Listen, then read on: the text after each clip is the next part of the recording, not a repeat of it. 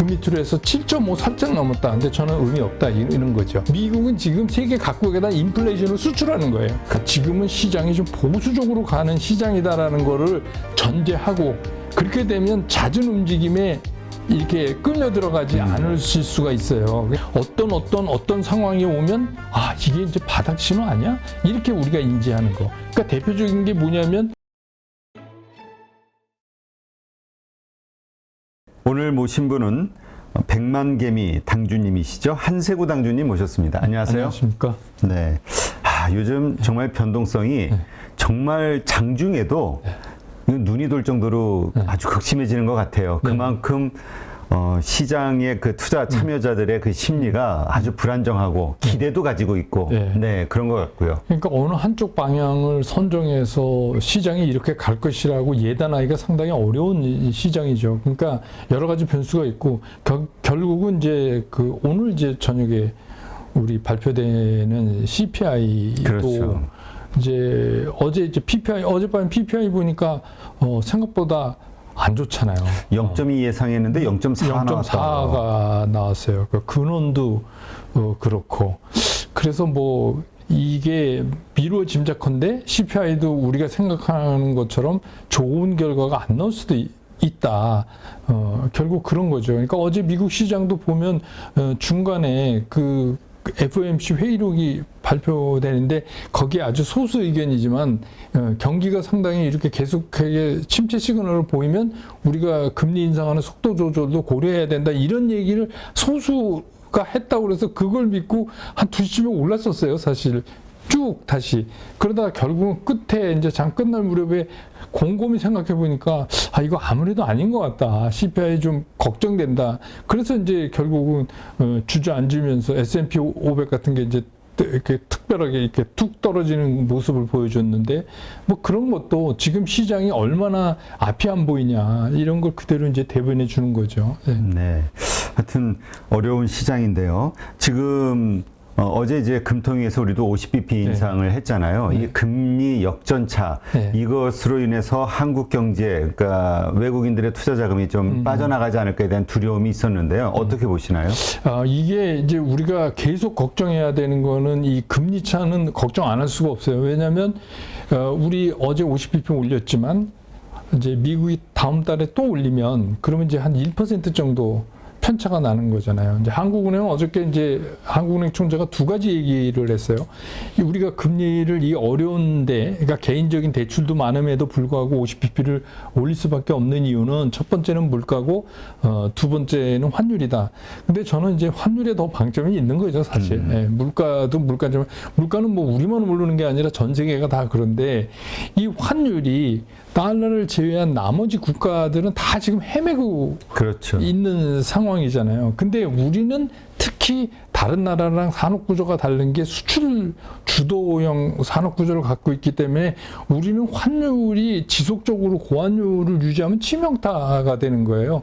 그래서 이제 뭐 계속해서 올 들어서 300억 달러 이상 무역 적자가 이게 계속되고 그리고 이게 언제 끝날지 모르기 때문에 뭐 만약에 국내의 그 개인 뭐 대출 이런 거를 생각하지 않는다면 우리도 그냥 크게 자이언트 스텝처럼 올렸으면 좋겠지만 우리는 그러면 또 그게 엄청난 충격으로 오기 때문에 뭐 고심을 많이 했을 것 같아요. 제 생각엔. 그래서 결국 한은이 내놓을 수 있는 것도 50bp밖에 없었다. 이게 최선이었다.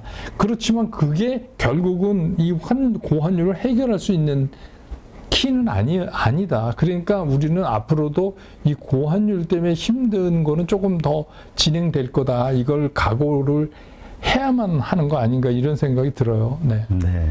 하여튼 그러다 보니까 지금 그 불만들이 각 나라들이 그 미국에 대해서 가지고 있는 건 너네만 해결하고 너네만 잘 살려고 그러니까 해결하려고 하냐 경제를. 그게 이제 이런 거죠. 그러니까 미국이 계속해서 아니 쟤는 왜 저래? 막 이제 아니 뭐 쟤는 세계 경제를 다 망치려고 그래. 근데 이러는데 결국은 가만히 우리가 따져보면 이런 거잖아요.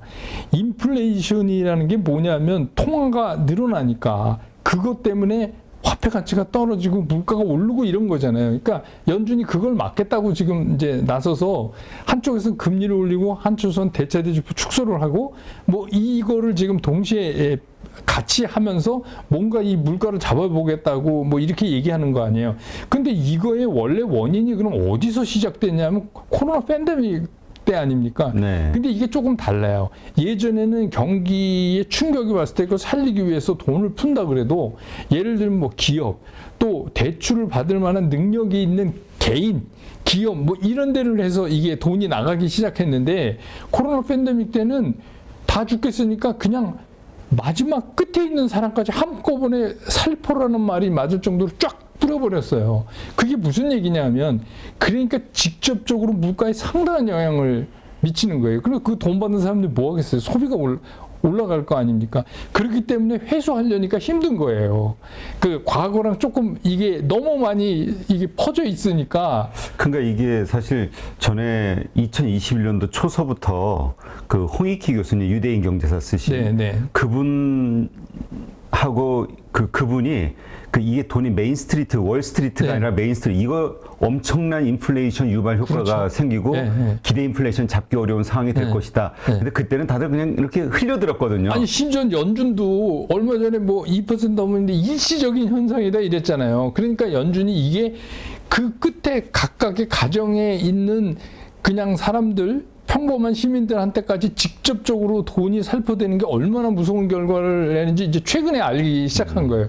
그러니까 이제 우리가 보통 얘기하는 뭐 통화량을 대표로 하는 M2 기준으로 보면 미국이 지금 21조 달러. 근데 이게 15조, 16조 때 팬데믹 때 이게 늘어난 거예요. 그러니까 한 6조 달러가 늘어난 거 아닙니까? 그러니까 이제 미국 생각은 뭔가 금리를 금리가 인상된다는 얘기는 뭐냐면 경기를 약간 슬로우다운 시키고 그래서 자산 가격을 좀 빼고 뭐 금리를 올린다 해서 갑자기 돈이 막 은행으로 예금 이자 때문에 가고 이러는 것보다는 그런 쪽을 노린 거고 사실은 대차대조표 상에 줄여나가는 게 한 달에 950억이었잖아요. 그럼 우리가 보통 6조 달러 늘어난 거에서 한 반인 3조를 줄인다 그래도 그냥 계산만 해도 3년이 넘게 걸리는데 그럼 인플레이션 언제 잡아요? 그렇죠. 그러니까 지금 연준 입장에서는 지금 이거 보통 걱정이 아닌 게 이제 최근에 이거를 이제 인식하기 시작을 했어요. 그런데 이제 중요한 게 뭐냐면 그럼 왜 우리가 이렇게 볼멘 소리를 미국에 해도 미국은 간단한 거예요. 소비 위주의 경제를 갖고 있는 나라이기 때문에 간단해요. 그러려면 뭐냐면 들어오는 자기네 수입 단가를 낮추려면 킹달러가 좋은 거죠. 그렇죠. 네. 그리고 이 사람들이 경기가 무너지지 않게 지속적 소비를 그래도 이어갈 수 있게 맥이 안 끊기게 해야 되는데 그래서 이걸 간단하게 얘기하면 전 이런 거죠. 그냥 여러분이 이해하기 쉬우면 미국은 지금 세계 각국에다 인플레이션을 수출하는 거예요. 그렇죠. 너가 줘. 인플레이션 너가 줘. 이렇게 하는 거예요. 그러면 달러가 강해지니까 그런 현상이 계속 나타날 수밖에 없다. 그래서 이제 최근에 그냥 치명타를 먹은 게 제일 가까웠던 영국이 그러니까 영국이 헤매다가 그래 우리도 각자 도생해볼게. 우리 나름대로 경제를 살리기 위해서 오히려 좀 미국의 스탠스하고는 좀 반대로 그랬다 그냥 바로 직격탄을 근데 이제 맞았어요. 영국이 우리도 지금 죽겠는데 뭐 갑자기 웬 영국 얘기를 하냐 그러실지 모르지만 영국에 문제가 생기면 그게 또 우리한테 그렇죠. 미치거든요. 근데 이제 영국은 가만히 보면 뭔가 박자가 좀 안 맞는 것 같아요. 그러니까 그 리스트러스 새로 된 그 여성 총리는 계속해서 감세한다 그러니까 채권 금리 올라가고 파운드와 같이 떨어지고 이렇게 되니까 그게 왜 문제가 되냐면요. 이런 거예요. 영국의 연금이나 뭐 펀드들이 장기채를 주로 많이 가지고 있잖아요.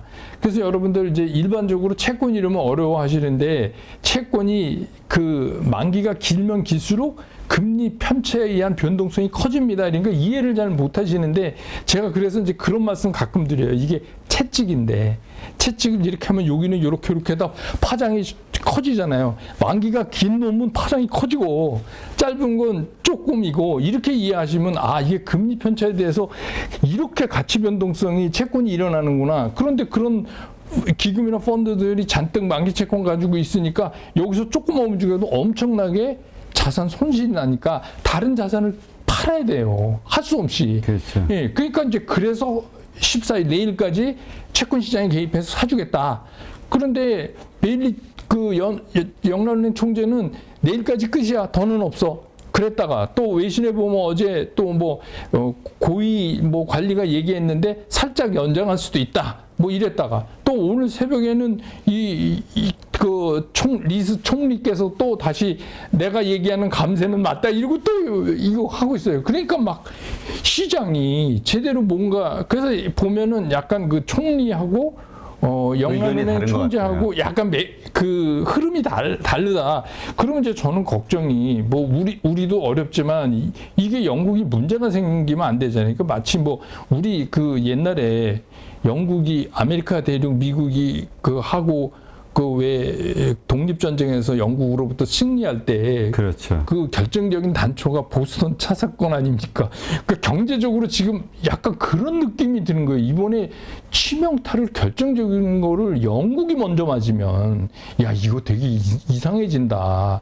뭐 그러지 않아야 되지만 그러니까 이 정도로 세계 전체가 미국의 그 어마어마한 자국을 살리기 위한 인플레이션 수출에 지금 고전하고 있는 거고 미국이 이런 인플레이션 수출을 계속하려면 제 개인적인 판단으로는 여기서 미국이 금리 인상을 멈추고 이러지 않을 것 같아요. 그렇죠. 자기네 일단 퍼스트지 다른 데 신경 쓰지는 않을 것 같아요. 그럴 여력도 없어요. 또 미국도. 그리고 또 만약 그렇게 한다 해서 이게 이제 음모론이긴 하지만 결국 어느 나라들이 쓰러져야 그 부가 사실은 또 미국이 가져가는 거니까 금달러로 또 헐값에 사는 거니까. 그렇죠. 양털깎이 얘기도 하고 뭐 그러는데 그런 거를 뭐 미리 계획하고 하지 않더라도 이미 시장은 그럴 수밖에 없는 쪽으로 흘러가고 있다. 그러니까 우리가 이거를 좀 우리 이렇잖아요. 이게 이제 계속 끌어오면 그럼 우리 시장은 언제 살아날까? 여기에 이제 도달하게 되는데 그럼 우리가 막연히 기대하는 게 CPI가 예를 들어서 오늘 밤에 발표가 되는데 뭐 우리 예측보다 훨씬 낮은 뭐 7.9, 8.1 뭐 여기 나왔다. 또 그 밑으로 해서 7.5 살짝 넘었다. 근데 저는 의미 없다 이런 거죠. 그거는 저 시장 예상치보다 낮게 나와도 별 의미 없다. 그냥 하루 뭐 하다가 만다. 왜 그러냐면 그렇다고 해서 금년 연말까지 지금 제가 말씀드린 이런 이유로 해서 연준이 다음 달에 75bp보다 훨씬 낮게 이러지 않을 것 같다.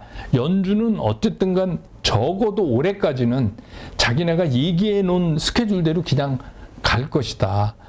왜 그러냐면 이런 거잖아요. 사실 우리가 CPI가 몇 프로다는 거 작년 동기 대비 얼마다 이렇게 보는데 사실 숨겨져 있는 중요한 게 뭐냐면 전월 대비잖아요. 그렇죠. 네, 그러니까 전월 대비가 만약에 0.2다 그러면 2 곱하기 12 하면 얼추 연준이 목표로 하는데 들어갈 수도 있겠네 이렇게 생각할 수 있잖아요. 근데 그거는 앞으로 계속 그렇게 타이트하게 했을 때 갈 수 있다라는 가설이지 현재로서는 7.몇 8.0 뭐 이게 굉장히 중요한 수치잖아요. 그리고 이제 또 하나가 아시지만 번 베넌키 그 노벨상 탔는데 전임 의장이 근데 지금 파월이 이거 여태 이렇게 욕먹으면서 끌고 오고 이 중요한 순간에 갑자기 여기서 멈춰서 갖고 경기 침체 우려가 되니까 우리 금리 올리는 거 잠시 슬로우 다운 이게 과연 브레이크 밟는 게 가능하겠느냐.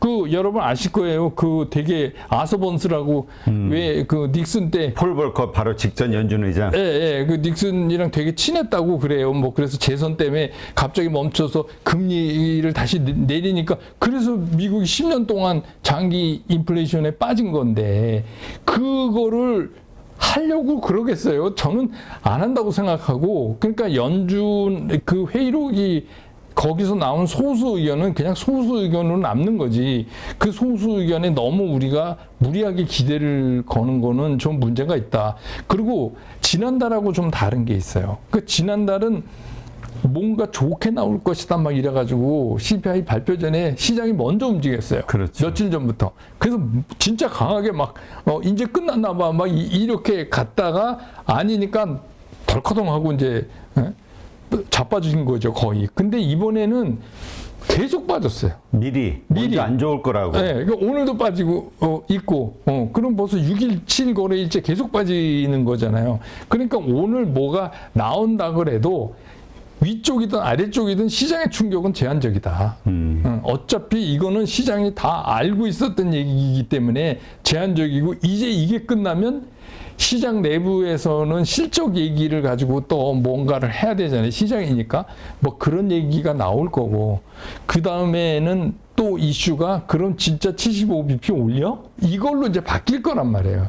시장은 계속 새로운 이슈를 기다리면서 희망 고문을 할 수밖에 없는 거니까. 근데 전체적인 흐름으로 보면 지금 시장이 이렇게 하향 트렌드냐 상향 트렌드냐, 일반 투자가 입장에서는 그것만 정확히 보고 계시면 될 것 같아요. 그러니까 우리가 기울어진 운동장이라고 얘기하잖아요. 그냥 가만히 있어도 한쪽으로 흐르는, 지금 가만히 있어도 흐르는 시장인데 여기서 뭐 조금 이렇게 움직인다고 해서 이게 무슨 대세의 지장이 있냐. 그러니까 지금은 일반 투자가 시장을 볼 때 지금은 시장이 좀 보수적으로 가는 시장이다라는 거를 전제하고, 그렇게 되면 잦은 움직임에 이렇게 끌려 들어가지 않을 수가 있어요. 그러니까 이제 뭐 우리가 여러 가지 표현으로 한 발 물러서서 시장을 보십시오. 이게 뭘 어떻게 물러서나. 그런데 그 전체적인 트렌드를 먼저 한번 읽으시는 게 필요한데 지금은 그런 트렌드다. 그러니까 적어도 연준이 이제 됐어. 그러니까 이제는 금리를 더 이상 안 올려도 돼라는 시그널을 우리한테 줄 때까지는 시장은 계속 힘들다. 이렇게 보셔야 될 것 같아요. 그러니까 지금 우리 당주님이 말씀하셨던 것처럼 빠르게 거래할 수 있는, 그러니까 빠르게 어떤 주식을 살 그런 여기서 수익을 내겠다고 그러기에는 아주 힘든 시장이다. 그리고 앞으로 다가오는 시장도 내가 못 사서 못 벌었다 할 수 있는 시장이 아니에요. 그 기회는 충분히, 왜냐하면 지금 빠진 게 3,300부터 얼마나 빠졌어요. 근데 예를 들어서 갑자기 푸틴이 나 이제 전쟁 그만할래 이래가지고 강력한 호재를 전 세계 시장에다가 준다면 그거는 충격적 재료에 의한 거니까 팍 튀어올릴 수가 있죠. 근데 그거가 아니라면 지금 이렇게 흘러내린 거는 또 이렇게 가야 돼요. 이게 이제 갑자기 올라올 수 있는 게 아니니까. 이게 팍 V자로 뜰 수가 없죠. 시장 메커니즘상. 그러니까 그 정도를 여러분들이 감안하셔야 이 시장을 빠져나가는 게 좀 편하시지 않을까. 그러니까 주식을 우리가 사야 될 때는 말씀하신 것처럼 연준의 금리 인상이 멈추는 그 시점이긴 한데, 그러면 어떤 신호가 나왔을 때 그 멈추겠느냐? 결국 인플레가 잡혀야 되는 건데, 도대체 CPI 지표가 몇 정도 나왔을 때 멈출까? 그거는 제 생각에 CPI 지표는 아닌 것 같아요. 왜냐하면 CPI 지표도 매달 그렇잖아요. 나올 때마다 해석하는 사람에 따라서 뭐 이래니까 피크는 쳤으니까 된 거 아니냐 뭐 이러고, 피크 쳤다고 되냐, 이게 다음 달에 다시 뛰면 어떡할 건데, 뭐 여러 가지 의견들이 있잖아요. 근데 이제 우리가 기본적으로 이 언제라는 개념이, 이거는 기간적 개념보다는 상황적 개념으로 접근하는 게 맞아요. 어떤 상황이 오면 이게 이제 바닥 신호 아니야? 이렇게 우리가 인지하는 거. 그러니까 대표적인 게 뭐냐면 장단기 채권의 금리차. 이것도 우리가 지금 이제 역전돼 있으니까 이걸 가지고 이거는 앞으로의 경기의 침체를 예견하는 전조 현상이다 했는데 맞아요. 전조 현상. 근데 이것도 좀 줄어져야 되고, 그다음에 지금 말씀하신 것처럼 인플레이션 매달 발표되는 게 현저하게 이제는 이거 거의 힘이 없네 이렇게 할 수도 있고, 그 다음에 이제 중요한 게, 저는 이거를 많이 보는데, 이건 뭐 제 개인적인 거니까 뭐 다른 분들이 어떻게 받아들이실지 모르는데, 저는 이걸 주로 봐요. 연준의 기준금리와 미국의 10년 국채금리예요. 그게 우리가 이제 미국 채권이 1년짜리서부터 30년짜리까지 있잖아요. 1년 이제 단기, 2년도 단기로 되지만, 그 다음에 이제 10년 이렇게 되잖아요. 근데 지금 10년이 3.9다. 근데 연준이 지금 기준금리는 현재까지는 3.25예요. 그럼 아직 높잖아요. 근데 어느 순간 어디 점이 될지 모르지만 얘네가 쓱 같아져요. 그게 여태까지 S&P 500의 터닝 포인트랑 정확히 맞았어요. 그러니까 저는 이제 개인 투자가분들이 뭐 많이 공부하시는 거 좋지만, 이거 뭐 공부도 뭐 끝도 없잖아요. 근데 사실 시장이 복잡하면 심플하게 시장을 보는 게 좋은데, 그래서 이제 저는 보통 이런 말씀을 많이 드려요. 뭐 여러 가지 다 영향 주는 게 있지만 그거 다 감안하면 너무 힘들다. 그렇죠. 그러면 한 가지만 간결하게 정리해서 보면, 앞으로 경제를 예견하는 10년 국채 금리와 그 연준이 얘기하는 기준금리가 같아지면 이건 거의 이제 끝났다는 시그널로 보는 게 맞지 않느냐. 그리고 과거 데이터를 한번 이제 시간 있으면 여러분 보세요. 보시면 거의 비슷해요. 그러니까 그러면 그냥 그걸 기준으로 삼으면 되지 않느냐. 뭐 시간이 한참 흐른 후에 1년 후에 지금 시점이 저것과 권이었다는 말은 맞아요. 근데 이게 왜 중요하냐 하면 지금은 권을 지향하고 투자할 수 있는 상황이 아니에요. 왜냐하면 너무 그동안 힘들게 내려왔기 때문에 여기서는 가능하면 그거를 좁혀보려고 노력을 해야 되고, 뭐 많이 물려서 돈도 많이 없는데 여기서 또 들어갔는데 또 기다려야 된다? 이러면 진짜 이제 멘탈 무너지죠. 그러니까 그게 너무 힘든 걸 알기 때문에 저는 그래도 이번엔 천천히 가되, 그냥 제가 보는 기준점은 언제가 될지 모르지만 기준금리와 10년 만기 국채금리가 비슷해지기 시작할 때 맞다면 이제 몸 풀어야지, 이거 사야 되는 거 아니야? 이렇게 보는 게 맞다고 이제 저는 주로 말씀을 드려요. 이렇게 일반 투자가가 가장 쉽게 볼 수 있는 시그널, 이건 매일 찾아보면 되잖아요. 네. 그러니까 하긴 폴 볼커 때도 보면은 8%인가요? 그때 금리 인상을 네. 하고 나서 CPI 지수가, 물가 지수가 딱 잡힌 게 2%, 3% 여기까지 오기까지 한 3년 걸렸다고 그랬죠. 그러니까 이게 금리 인상이 확 된다 해서 이게 확 떨어지는 건 아닌 것 같아요. 상당한 시간이 필요한 것 같고, 그 지표보다는 말씀하신 그런 지표. 그러니까 향후 경제를 지칭하는 10년, 왜 우리 10년을 자꾸 기준으로 삼는 이유가 딱 그런 이유 때문이잖아요. 그거와 기준금리하고의 상관관계는 도대체 어디쯤 가고 있는 건가. 이거를 한번, 그리고 이제 보조적으로 아까 장단기 금리차, 얘도 이제 막 줄어드네. 안 정상화되네. 라든지. 그러면 이제 우리가, 이제는 들어가도 되는 것 같다라는 느낌을 가질 수 있잖아요. 네.